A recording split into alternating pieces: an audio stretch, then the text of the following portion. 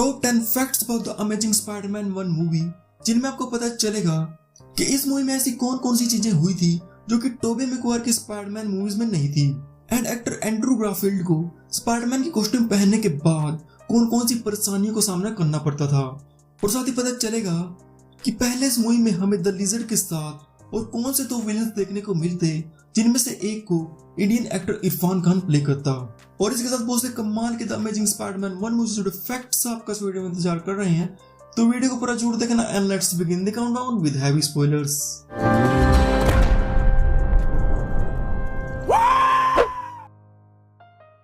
Actor Andrew Garfield ने Spiderman का role करने से पहले एथलेटिक्स एंड स्पाइडर्स की मूवमेंट्स को स्टडी किया था।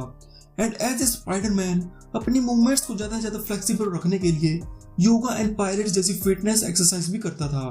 और एंड्रू ने खुद ही बताया था कि स्पाइडरमैन का सूट बहुत ही ज्यादा अनकंफर्टेबल था और जब उसने इसे पहली बार पहना था तो उसके आंसू निकल आए थे। और ये इतना ज्यादा स्किन टाइट था कि उसे स्पाइडरमैन सूट के नीचे कोई भी अंडरवेयर पहनने की भी इजाजत नहीं थी। और साथ ही एंड्रू गारफील्ड ने स्पाइडरमैन के मोस्ट ऑफ द स्टंट्स खुद ही किए थे, जिनको एंड्रू ने बहुत ही ज्यादा चैलेंजिंग एंड एग्जॉस्टिक बताया था। ये ऐसी first live action Spiderman movie थी जिसमें हमें डॉक्टर कर्ट कॉनस की लिजर्ड में ट्रांसफॉर्मेशन देखने को मिली थी, क्योंकि इससे पहले भी कर्ट कॉनस का कैरेक्टर सैम राइमी की स्पाइडरमैन 2 या स्पाइडरमैन 3 मूवीज में अपीयर हुआ था। एंड इस मूवी में लिजर्ड को प्ले करने के लिए एक्टर राइस इफांस को एक सीजीआई सूट पहनाया जाता था। और साथ ही स्पाइडरमैन कॉमिक्स में लिजर्ड के डिफरेंट एंड डेंजरस इनकार्नेशन रह चुके हैं, but as compare to comics इस मूवी में एक साफ सुथरे एंड लेस डेंजरस लिजर्ड को दिखाया गया, ताकि ये दिखाया जा सके कि इस मॉन्स्टर्स क्रीचर के अंदर भी ह्यूमंस इमोशन है।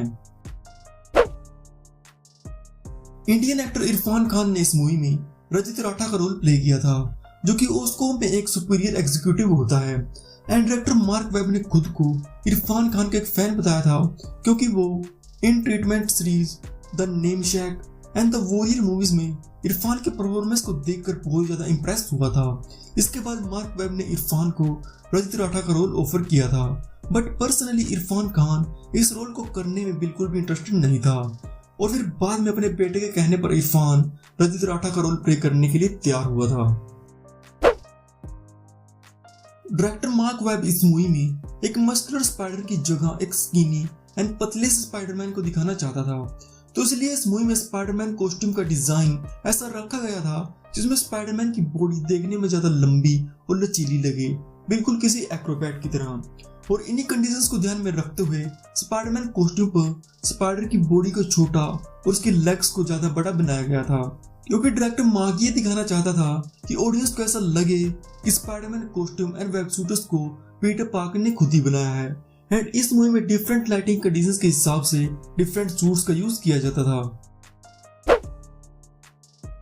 सैम राइमी की स्पाइडरमैन मूवीज में पीटर पार्कर के पास नेचुरल स्पाइडर वेब्स की पावर्स होती हैं, बट इन दिस मूवी इस वाले पीटर पार्कर को ऐसी कोई भी पावर्स नहीं मिलती, बल्कि वो अपने खुद के आर्टिफिशियल वेब शूटर्स बनाता है, जिसकी इंस्पिरेशन ओरिजिनल स्पाइडरमैन कॉमिक्स से ली गई थी, क्योंकि कॉमिक्स में भी स्पाइडरमैन ने अपने खुद के आर्टिफिशियल वेब शूटर्स बनाए थे। एंड डायरेक्टर मार्क वेब ने आर्टिफिशियल वेब शूटर्स को एक्सप्लेन करते हुए कहा था कि वो इस मूवी में पीटर पार्कर को उसकी स्पाइडर एबिलिटीज की वजह से एक आउटसाइडर नहीं दिखाना चाहता था, तो इसीलिए आर्टिफिशियल वेब शूटर्स का यूज किया गया था, जिन्हें पीटर पार्कर अपनी नॉलेज एंड इंटेलिजेंस से बनाता है।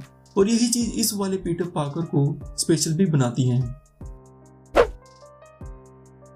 इस मूवी में पीटर पार्कर एक स्पाइडरमैन के रोल के लिए तगड़ा कंपटीशन हुआ था, जिसके लिए जेमी बेल, फ्रैंक डिलेन, आरन जॉनसन, लोगन लर्मैन, मिशेल अनगार्नो और साथ ही बहुत से एक्टर्स ने ऑडिशंस दिए थे, but in the and Andrew Garfield got the part to be the Spiderman and Peter Parker. And director mark web इस मूवी में एक यंग पीटर पार्कर को दिखाना चाहता था, क्योंकि मार्क को लगा था कि हम सब स्पाइडरमैन की ओरिजिन स्टोरी को तो जानते ही हैं कि वो स्पाइडरमैन कैसे बना है, बट पीटर पार्कर की ओरिजिन स्टोरी को बहुत ही कम लोग जानते हैं। और फिर वही चीज डायरेक्टर मार्क वेब इस मूवी में दिखाना चाहता था। इसके बाद इस मूवी के साथ साथ द अमेजिंग स्पाइडरमैन 2 मूवी में भी पीटर पार्कर के चाइल्डहुड को एक्सप्लोर किया गया था।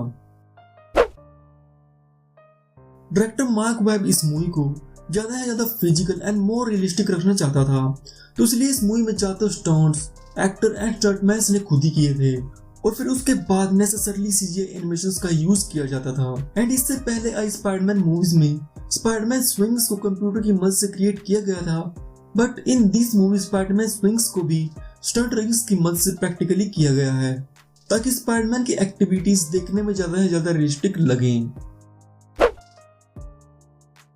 एक्टर रईस इवांस ने इस मूवी में डॉक्टर कर्ट कॉनर्स को प्ले करने के लिए और अपने कैरेक्टर को अच्छे तरीके से समझने के लिए रियल हैंडीकैप लोगों के साथ मीटिंग्स करता था ताकि वो उनकी रियल एक्टिविटीज एंड इमोशन से इंस्पिरेशन लेकर डॉक्टर कर्ट कॉनर्स के कैरेक्टर को अच्छे तरीके से निभा सके। और साथ ही एक्टर इवांस ने लगभग 1 महीने तक अपनी हर एक्टिविटी सिर्फ एक हाथ यानी लेफ्ट हैंड से ही की थी, क्योंकि डॉक्टर कॉनर्स का इस मूवी में सिर्फ one and only left hand ही होता है। कॉमिक्स में कैप्टन जॉर्ज स्टेसी स्पाइडरमैन का बहुत ही तगड़ा सपोर्टर होता है और मरने से पहले कन्फेस भी करता है कि उसे पीटर की रियल आइडेंटिटी के बारे में पता था, जिसके बाद ग्वेन स्टेसी अपने फादर की डेथ की वजह स्पाइडरमैन को मानती है, पर उसे पीटर की आइडेंटिटी के बारे में पता नहीं होता। But in this movie captain George Stacy Spider-Man की एक्टिविटीज के अगेंस्ट होता है, बट इन द एंड ही डज एडमिट दैट कि स्पाइडरमैन के बारे में गलत था।